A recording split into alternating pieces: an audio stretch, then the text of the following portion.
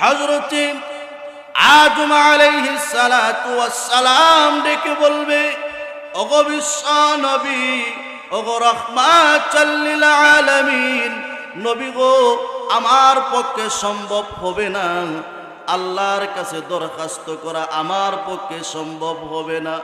ওগো বিশ্ব নবী, আমার বড় ভয় লাগে, আল্লাহ যেভাবে রাগ আর গুসা ধারণ করেছেন, আমার বড় ভয় হয় আমি পারবো না আল্লাহর সামনে গিয়া দাঁড়াইতে। শুধু আদম নবী কেন, সমস্ত পয়গম্বররা চিৎকার করে করে বলবে নাফসি, আল্লাহ আমাকে বাঁচাও, আমার উম্মতের দরকার নাই। সমস্ত পয়গম্বররা বলবে আল্লাহ আমাকে বাঁচাও, উম্মতের দরকার নাই। সমস্ত পীর সাহেবরা বলবে আল্লাহ মুরিদের দরকার নাই, আমাদেরকে বাঁচাও, আগে আমি নিজের জান বাঁচাই। কিয়ামতের কঠিন ময়দানে সমস্ত মা বলবে মালিক আমাকে বাঁচাও, আমার সন্তানের দরকার নাই। সমস্ত বাবা ডেকে ডেকে বলবে মালিক আমার সন্তানের দরকার নাই, আগে আমি আমার জান বাঁচাই।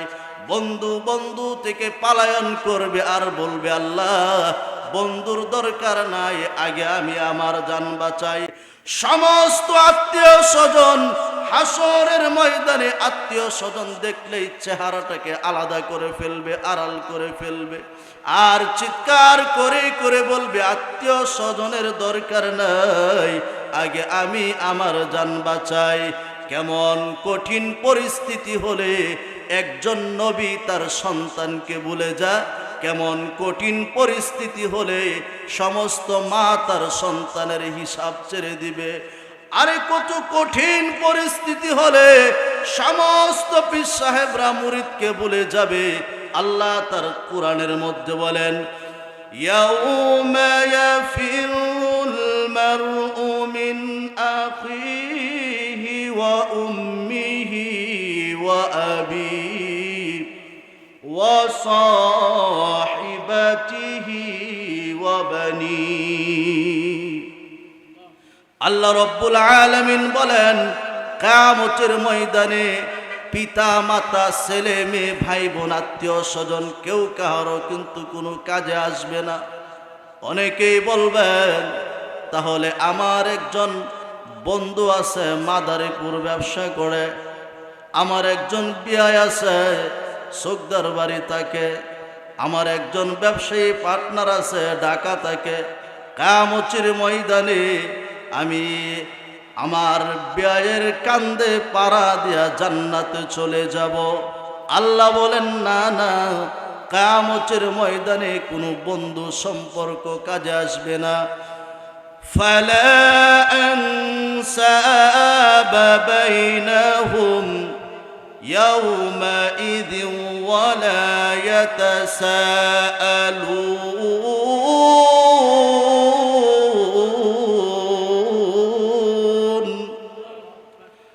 আল্লাহ রব্বুল আলামিন বলে না কিয়ামতের ময়দানে কোনো বন্ধু সম্পর্ক কাজে আসবে না, কিয়ামতের ময়দানে কোনো আত্মীয় স্বজন সম্পর্ক কোনো কাজে আসবে না।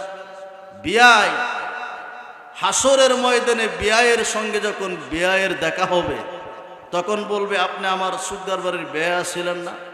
ওই বিয়াই তখন বলবে বিয়াই মারেন না, এটা হাসরের ময়দান, সামনে রাস্তা মাপেন, এটা হাসরের ময়দান, বিয়ায়ের পরিচয় দিলে চলবে না। যেদিন সমস্ত মানুষগুলি কতটাই চিন্তিত হয়ে যাবে, কোনো আত্মীয় সম্পর্ক পরিচয় যেদিন কেউ দিবে না, এত কঠিন দিন হবে। আর ভণ্ড যারা চুলওয়ালা জড়াওয়ালা মুছওয়ালা সিংওয়ালা ওইগুলি হাসরের ময়দানে লেজ কান্দে ফালায়া দৌড়বো, আর মুরিদেরা হারারা দৌড়াইব। আর মুরিদেরা বলবে পীর সাহেব কোথায় যাচ্ছেন? দুনিয়াতে বৎসরে বৎসরে খাসি দিলাম, গরু দিলাম, মহিষ দিলাম, আপনি আমাদেরকে জান্নাতের সার্টিফিকেট দিয়েছিলেন, আজকে কোথায় যাচ্ছেন? তখন পীর সাহেব মনে মনে বলবে লা ইলাহা ইল্লা আনতা সুবহানাকা ইন্নী কুনতু মিনাজ জালিমিন। আল্লাহ দুনিয়াতে আমি ওই রকম কোনো পীর ছিলাম না, মানুষদেরকে আমি হক পথে ডাকি নাই, মানুষদেরকে হক কথা আমি বলি নাই, আমি খান খাই বয়ে রয়েছি আর নিজের ভবিষ্যতের চিন্তা করছি। এই গাদায় আমারে পীর মানলো কেন, এই কথা বলে পীর সাহেব নিজের জীবন লয়ে দৌড়াদৌড়ি করবে। শুধু পীর সাহেব নয়, স্বয়ং জিব্রাইল পর্যন্ত আল্লাহর আরশের ফিলারে ধরে চিৎকার করে করে বলবে, লা ইলাহা ইল্লা আনতা সুবহানাকা ইন্নী কুনতু মিনাজ জালিমিন। আল্লাহ, আজকের কঠিন আযাব আর গজব থেকে আমি জিব্রাইল তোমার কাছে পানা চাই। এটা আমার কথা না, আল্লাহর কথা। আল্লাহ বলেন, ইয়াউমা ইয়াকুমুর রূহু ওয়াল মালাইকাতু সাফফা সাফফান লা ইয়াতাকাল্লামুনা ইল্লা মান আযিনা লাহুর রহমান।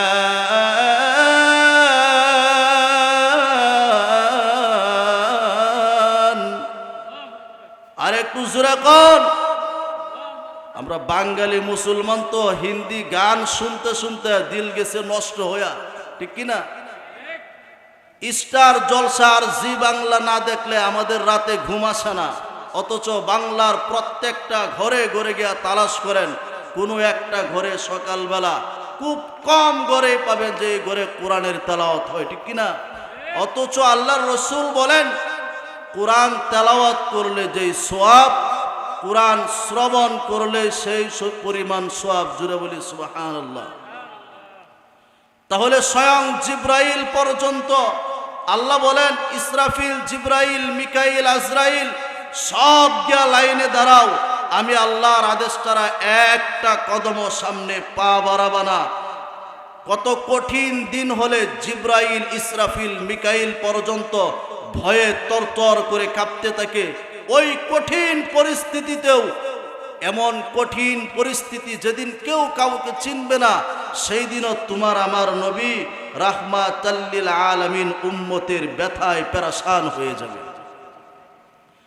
আল্লাহর হাবিব রাহমাতাল লিল আলামিন ওই কঠিন পরিস্থিতির মধ্যেও আল্লাহ নবী গো বলেন না, এত এত মানুষের ভিড়ে আপনাকে কোথায় খুঁজে পাবো? আল্লাহর হাবিব রাহমাতাল লিল আলামিন বলে, সাহাবীরে, হাসরের ময়দানে আমি নবীকে খুঁজবা মিজানের পাল্লায়। আমি মুহাম্মদ মিজানের পাল্লায় দাঁড়াইয়া থাকবো। আমার একটা উম্মত যেন তার গুনার পাল্লা ভারী না হয়ে জাহান্নামে চলে না যায়। আমি নবী হাসরের ময়দানে সর্বপ্রথম মিজানের পাল্লাই দৌড়াবো। সাহাবী বলে, আল্লাহর হাবিব, মিজানের পাল্লার মধ্যে যদি আপনাকে না পাই, তারপরে কোথায় গিয়া অনুসন্ধান করব? আল্লাহর হাবিব বলেন, সাহাবী, মিজানের পাল্লায় যদি আমি নবীকে না পাও, তাহলে ফুলসিরাতের কিনারায় গিয়া অনুসন্ধান করবা। আমার অসংখ্য গণিত উম্মত কেটে কেটে জাহান্নামের অতল তলদেশে চলে যাবে। আমি নবী মিজানের পাল্লার থেকে ফুলসিরাতের কিনারায় দাঁড়াইয়া থাকবো, আমার একটা উম্মত যেন কেটে জাহান্নামে না যায়। সাহাবী বলে, আল্লাহর হাবিব, আপনাকে যদি আমরা ফুলসিরাতেও খুঁজে না পাই, তারপরে আমরা কোথায় যাব? আল্লাহর হাবিব রাহমাতাল লিল আলামিন বলে, সাহাবী, মিজানের পাল্লায় যদি না পাও ফুলসিরাতে যাইবা। ফুলসিরাতেও যদি খুঁজে না পাও, জাহান্নামের প্রত্যেকটা দরওয়াজায় দরওয়াজায় গিয়া তালাশ করবা। আমি রাহমাতাল লিল আলামিন জাহান্নামের প্রত্যেকটা দরওয়াজা দরওয়াজায় গিয়া পাহারিদারি করব, আমার একটা উম্মতকে যেন আল্লাহ জাহান্নামে ফেলে না দেয়। কিয়ামতের ময়দানে আল্লাহর হাবিব এতটাই পেরেশান থাকবেন, তাফসিরে কাবীরে উল্লেখ করা হয়েছে, তাম পৃথিবী হযরতে আদম থেকে নিয়ে ঈসা রূহুল্লাহ পর্যন্ত সমস্ত মানুষের কান্না যদি এক পাল্লায় করা হয়, হযরতে আদম পয়গম্বরের সমপরিমাণ হবে না। হযরতে আদম পয়গম্বর সহ তাম পৃথিবীর সমস্ত মানুষের কান্না যদি এক পাল্লায় করা হয়, হযরতে মূসা কালিমুল্লাহ সমপরিমাণ হবে না। হযরতে মূসা কালিমুল্লাহ সহ তাম পৃথিবীর সমস্ত মানুষের কান্না যদি এক পাল্লায় করা হয়, হযরতে ইব্রাহিম খলিলুল্লাহ সমপরিমাণ হবে না। হযরতে ইব্রাহিম খলিলুল্লাহ সহ তাম পৃথিবীর সমস্ত মানুষের কান্না যদি এক পাল্লায় করা হয়, হযরতে ঈসা রূহুল্লাহর মতো হবে না। হযরতে ঈসা রূহুল্লাহ সহ তাম পৃথিবীর সমস্ত মানুষের কান্না যদি এক পাল্লায় করা হয়, তোমার আমার নবী মাকামে মাহমুদ হাশরের ময়দানে উম্মতের ব্যথায় এমন ভাবে সাজদায় পড়ে যাবে, আল্লাহর হাবিব এত পরিমাণে কান্নাকাটি করবে, আমার নবীর চোখের পানি দিয়ে মাকামে মাহমুদটা ভিজে যাবে। আল্লাহর হাবিব এত পরিমাণে কান্না করবে, সাজদায় পড়ে আমার মালিকের প্রশংসা শুরু করবে। আনতা রব্বুল আরশিল আযীম, আনতা লা ইলাহা ইল্লা হুয়াল হাইয়ুল কাইয়্যুম, আনতা যুল জালালি ওয়াল ইকরাম।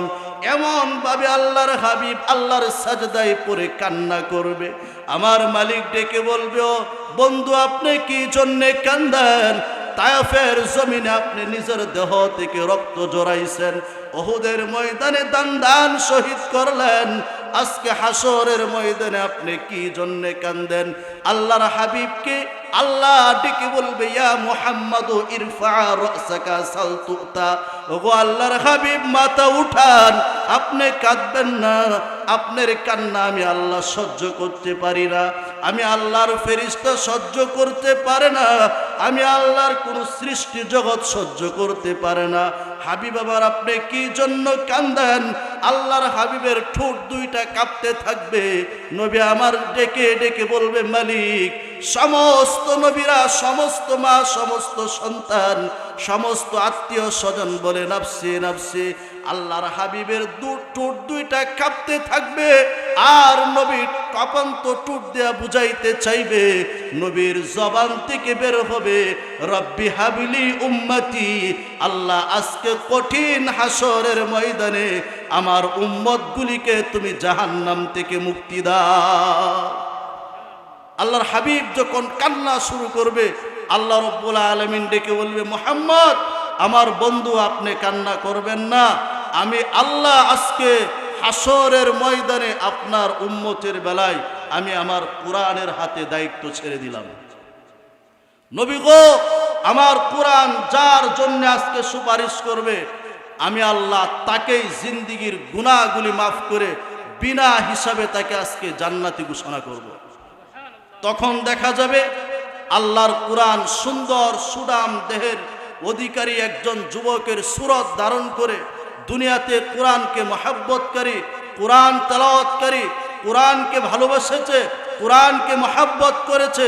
কোরআনের মার্কাজ চুকদারবাড়ি নুরানি তালিমুল কোরআন মাদ্রাসা এইরকম প্রতিষ্ঠান জীবনে গড়ে গিয়েছে। এই সমস্ত মানুষগুলিকে আল্লাহর কোরআন খুঁজে খুঁজে ধরে ধরে বের করে আল্লাহর কাছে নিয়ে গিয়ে বলবে, আল্লাহ, এই মানুষগুলি দুনিয়াতে আমাকে মহব্বত করেছে, এই মানুষগুলি দুনিয়াতে কোরআনের মার্কাজ তৈরি করেছে, এই মানুষগুলি ছাত্র ছাত্রী ভর্তি করে সহযোগিতা করেছে।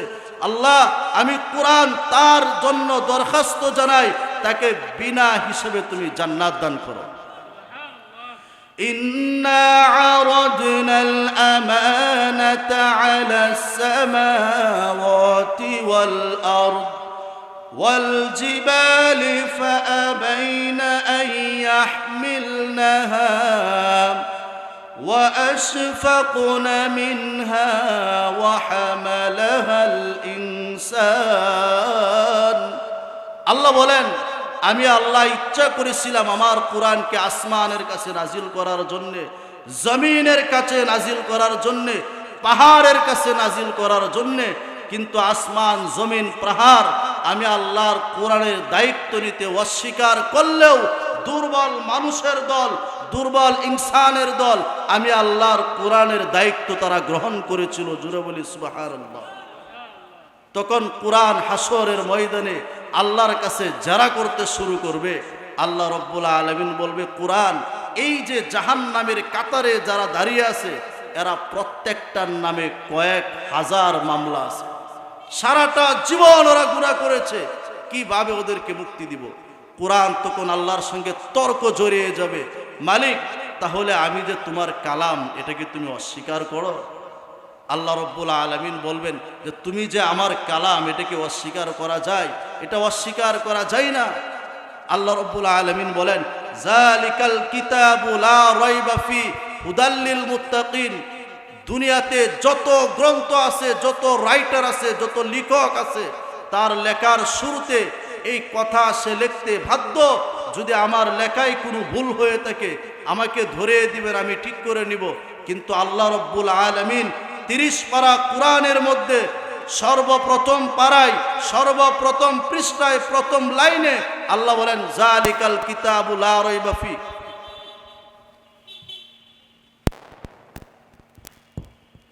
আল্লাহ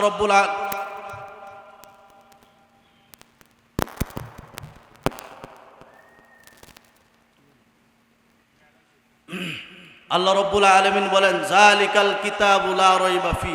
আমি আল্লাহর কোরআনের সন্দেহ তো দূরের কথা, সন্দেহের কোনো অবকাশ নাই। জোরে কোন ঠিক কিনা? হাসরের ময়দানে কোরআন যখন আল্লাহর কাছে দরখাস্ত করবে, আল্লাহ এই মানুষগুলিকে, ওরা দুনিয়াতে আমার জন্য অনেক কষ্ট করেছিল, আল্লাহ আমি দরখাস্ত জানাই ওদেরকে জান্নাত দান করেন।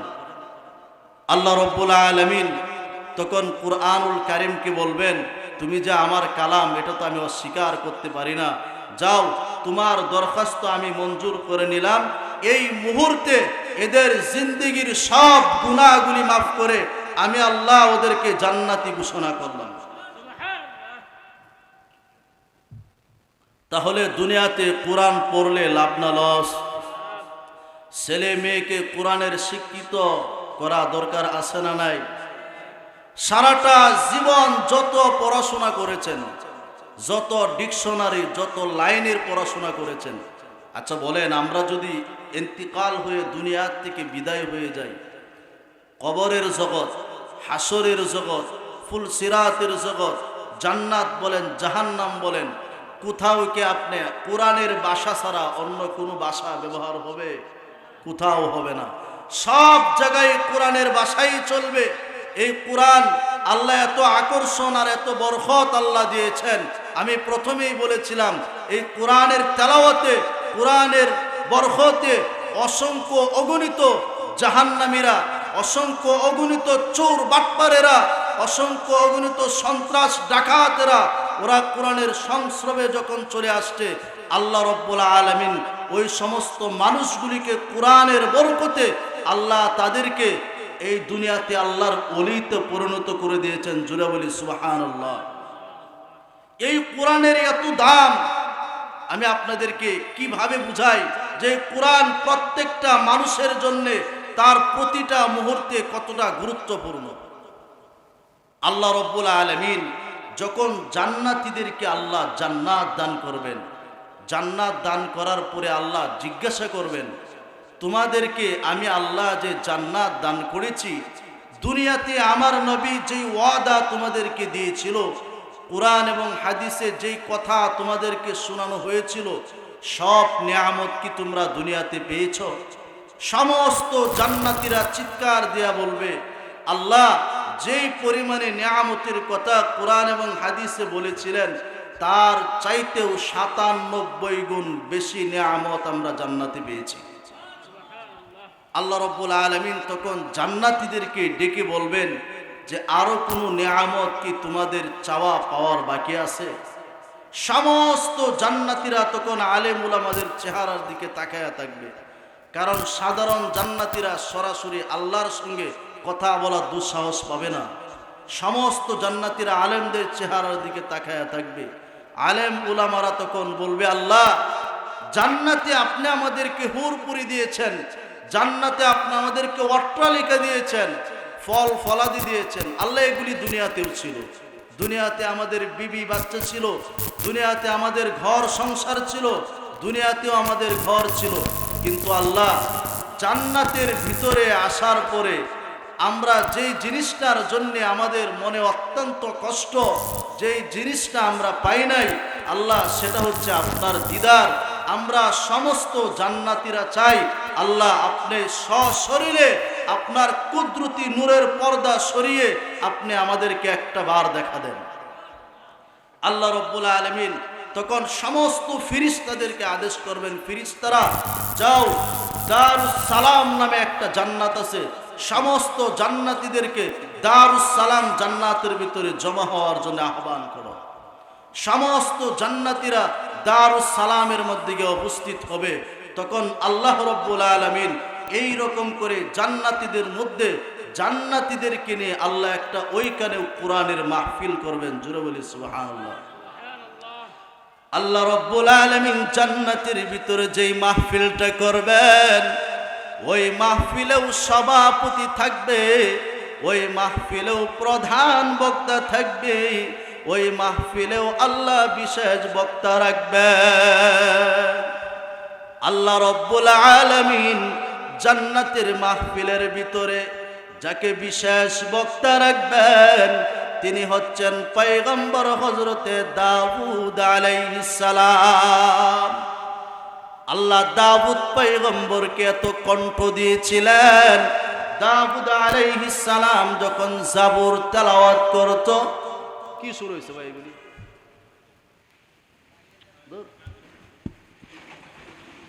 দাউদ পয়গম্বর যখন জাবুর তেলাওয়াত করতেন, উড়ন্ত পাখিরা জমিনের মধ্যে বসে যেত। আল্লাহ এমন কণ্ঠ দাউদ পয়গম্বরকে দিয়েছিলেন, দাউদ পয়গম্বর যখন জাবুর তেলাওয়াত করত, সমুদ্রের মাছগুলি তার কণ্ঠ শোনার জন্য কিনারায় চলে আসতো। আল্লাহ তার পয়গম্বর দাউদকে এমন কণ্ঠ দিয়েছিলেন, দাউদ পয়গম্বর যখন জাবুর তেলাওয়াতে গর্জন উঠাতো তখন পাহাড় হেলতে থাকতো আর ধুলতে থাকতো। আল্লাহ রাব্বুল আলামিন ওই জান্নাতের ভিতরে পয়গম্বর দাউদকে বিশেষ বক্তা রাখবেন। জান্নাতের মাহফিলের ভিতরে আমার মালিক যাকে প্রধান বক্তা রাখবেন তিনি হচ্ছেন দুনিয়াতেও প্রধান, সৃষ্টির প্রধান, সাইয়্যিদুল মুরসালিন, খাতামুন নবিয়্যিন, রাহমাতাল লিল আলামিন, সাহিবুল কাউসার, হাবিবে কিবরিয়া, আশরাফুল আম্বিয়া, নবী একদু জাহা, নবী কুল সম্রাট, রাহমাতাল লিল আলামিনকে আল্লাহ জান্নাতে প্রধান বক্তা রাখবেন। ওই জান্নাতের ভিতরে আল্লাহ সভাপতিও রাখবেন।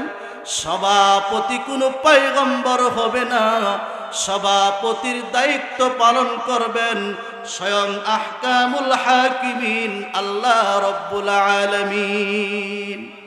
ওই জান্নাতের মাহফিলটা কত মজা হবে, যেই মাহফিলের ভিতরে স্বয়ং বিশেষ বক্তা থাকবে দাউদ আলাইহিস সালাম, যেই মাহফিলের ভিতরে প্রধান বক্তা থাকবেন আমাদের নবী, যেই মাহফিলের সভাপতি থাকবেন স্বয়ং আল্লাহ। আল্লাহ রাব্বুল আলামিন সমস্ত জান্নাতীদেরকে সেই মাহফিলে বসার জন্য একটা চেয়ার রাখবেন, চেয়ার, যেই চেয়ারটা দুনিয়ার ওই রকম চেয়ারের মতো না। আল্লাহর হাবিব বলেন তাম পৃথিবীকে যদি কয়েক হাজার বার বিক্রি করা যায়, জান্নাতের ওই মাহফিলের একটা চেয়ারের পায়া কিনা সম্ভব হবে না। আল্লাহ রাব্বুল আলামিন ফেরেশতাদেরকে আদেশ করবেন, ফেরেশতারা জান্নাতীদেরকে একটু গ্রান দেয়া মুখরিত করে দাও।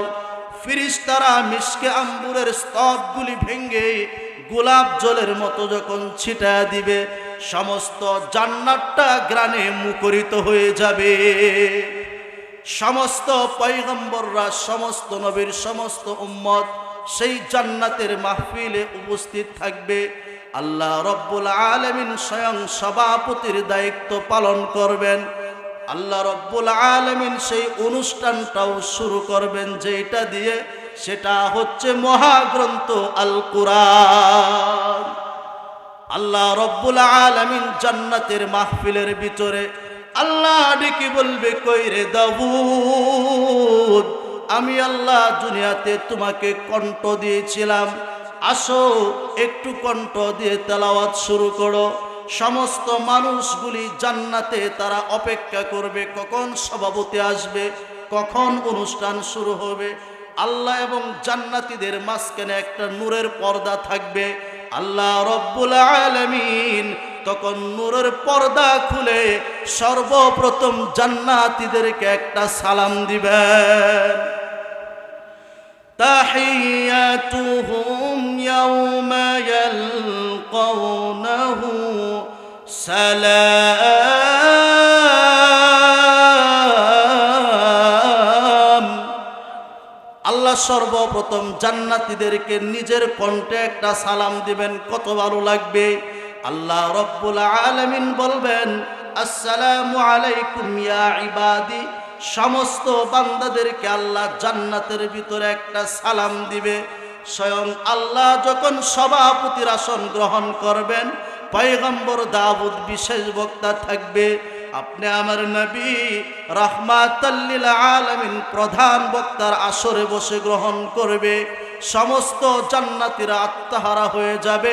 কখন অনুষ্ঠান শুরু হবে? কখন অনুষ্ঠান শুরু হবে? মহান আল্লাহ তখন দাউদ পয়গম্বরকে ডাক দিবেন, আসো একটু তেলাওয়াত করার জন্যে।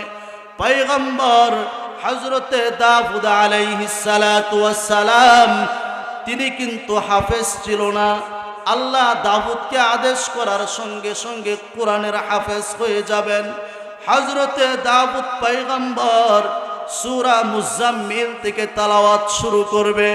দাউদ পয়গম্বর যখন তার কণ্ঠের ঝংকার ছেড়ে দিবে, দাউদ পয়গম্বরের একটা কণ্ঠ থেকে 70 রকমের স্বাদ বের হবে। দাউদ পয়গম্বর যখন তেলাওয়াত শুরু করে দিবে, সমস্ত জান্নাতটা হেলতে থাকবে আর ধুলতে থাকবে। সমস্ত জান্নাতীরা চিৎকার করে বলবে, মালিক তেলাওয়াত যেন বন্ধ না করা হয়, ও মালিক এই তেলাওয়াত যেন বন্ধ না করা হয়। সমস্ত জান্নাতীরা আত্মহারা হয়ে যাবে। দাউদ পয়গম্বরের কণ্ঠের মূর্ছনায় সমস্ত জান্নাতীরা একদিন দুই দিন নয়, তারা দাউদ পয়গম্বরের কণ্ঠের তাড়নায় মুগ্ধ হইয়া সমস্ত জান্নাতীরা হাজার হাজার বৎসর পর্যন্ত বেহুশ হইয়া পড়ে থাকবে। আল্লাহ রব্বুল আলামিন তখন দাউদ পয়গম্বরকে ডেকে বলবে, ও দাউদ তেলাওয়াত বন্ধ করে দাও। দাউদ পয়গম্বর যখন তেলাওয়াত বন্ধ করে দিবে, আল্লাহ সমস্ত জান্নাতীদেরকে ডেকে বলবে, জান্নাতীরা তোমরা বিশেষ বক্তার তেলাওয়াত শুনে আত্মহারা হয়ে গেলে। এই দাউদ আমার কোরআনের জন্য দুনিয়াতে রক্ত ঝরাই নাই, দাউদ আমার কোরআনের জন্য দেহ থেকে গাম ঝরাই নাই। আমার বন্ধু বিশ্ব নবী রাহমাতাল লিল আলামিন কোরআনের জন্য সারাটা জীবন রক্ত ঝরিয়েছেন। তায়েফের জমিনে নিজের দেহ থেকে তাজা রক্তগুলি ঝরাইছেন। আমার বন্ধু উহুদের ময়দানে দান দান শহীদ করেছে। ও জান্নাতীরা তোমরা বিশেষ বক্তার কণ্ঠ শুনে আত্মহারা হয়ে গেলে, যার উপরে আমি আল্লাহ কোরআন নাজিল করলাম, সেই বন্ধু বিশ্ব নবী প্রধান বক্তার কণ্ঠটা কেমন হবে তোমরা একটু শোনো। হযরতে দাউদ আলাইহিস সালামের কণ্ঠর চাইতেও আপনার আমার নবী রাহমাতাল লিল আলামিনের কণ্ঠের তেলাওয়াত হাজার হাজার গুণ বেশি সুন্দর হয়ে যাবে। আল্লাহর হাবিব রাহমাতাল লিল আলামিন সূরা ইয়াসিন থেকে তেলাওয়াত শুরু করবে। আল্লাহর হাবিব যখন তার কণ্ঠ দিয়ে সূরা ইয়াসিন থেকে গর্জন শুরু করবে, সমস্ত জান্নাতটা হেলতে থাকবে আর ধুলতে থাকবে। মানুষগুলি পাগলের মতো হয়ে যাবে, উলমাতির মতো হয়ে যাবে, চিৎকার করে করে বলবে, মালিক তেলাওয়াত যেন বন্ধ না হয়, তেলাওয়াত যেন বন্ধ না হয়। সমস্ত জান্নাতীরা আহ্বান করতে থাকবে। আল্লাহ রব্বুল আলামিন বলবেন, জান্নাতীরা তোমরা প্রধান বক্তার কণ্ঠ শুনে আত্মহারা হয়ে গেলে। এই কোরআন আমি আল্লাহ নাজিল করেছি, দাউদ পয়গম্বরের কণ্ঠটা আমি আল্লাহ দিয়েছিলাম, হযরতে বিশ্ব নবীর কণ্ঠটা আমি আল্লাহ দিয়েছিলাম। ও জান্নাতীরা এর চাইতে বেশি সুন্দর কণ্ঠওয়ালার তেলাওয়াত কি শুনতে চাও? সমস্ত জান্নাতীরা বলবে, আল্লাহ আমাদের এলেমে ধরে না, আমাদের জানা নাই এর চাইতে ভালো কণ্ঠে তেলাওয়াত করা যায় কিনা। স্বয়ং আমার আল্লাহ সেদিন জান্নাতীদেরকে সূরা রহমান থেকে তেলাওয়াত করে শোনাবে। আমরা দুনিয়াতে পড়ি আর রহমান আল্লামাল কুরআন, কিন্তু আমার মালিক সেদিন এইভাবে তেলাওয়াত করবে না। আমার মালিক সেদিন রহমানের পরিচয় দিয়া আল্লাহ ভিন্ন ভঙ্গিতে তেলাওয়াত করবেন। আল্লাহ বলবেন আনার রহমান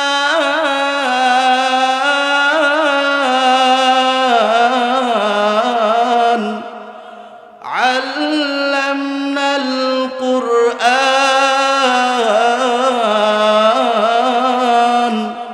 আল্লাহ সেদিন পরিচয় দিবে আনার রহমান, আমি হচ্ছি রহমান, আল্লামনাল কুরআন, আমার কুরআন। আল্লাহ সেদিন বলবে জান্নাতীরা দুনিয়াতে সারাটা জীবন রহিম এবং রহমান শুনেছ, আজকে যার কণ্ঠে তোমরা রহমান শুনতেছো তিনি হচ্ছে দয়াময় করুণাময়, আমি হচ্ছে রহিম, আমি তোমাদের আল্লাহ। আমার মালিক যখন তেলাওয়াত শুরু করবে সমস্ত জান্নাতীর আত্মহারা হয়ে যাবে। কিছুক্ষণের মধ্যেই জান্নাত থেকে একটা টুকান আসবে আর বলা হবে রব্বুল আলামিন তেলাওয়াত বন্ধ করুন।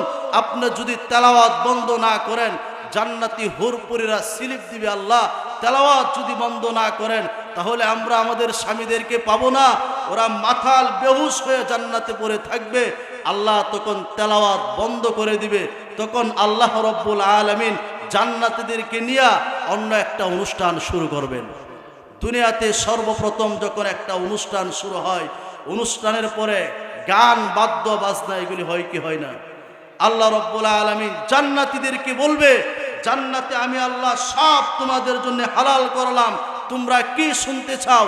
তখন জান্নাতীরা বলবে আল্লাহ দুনিয়াতে কত গান গাইতো মানুষের শুনি নাই, আল্লাহ একটু গান শুনতে চাই।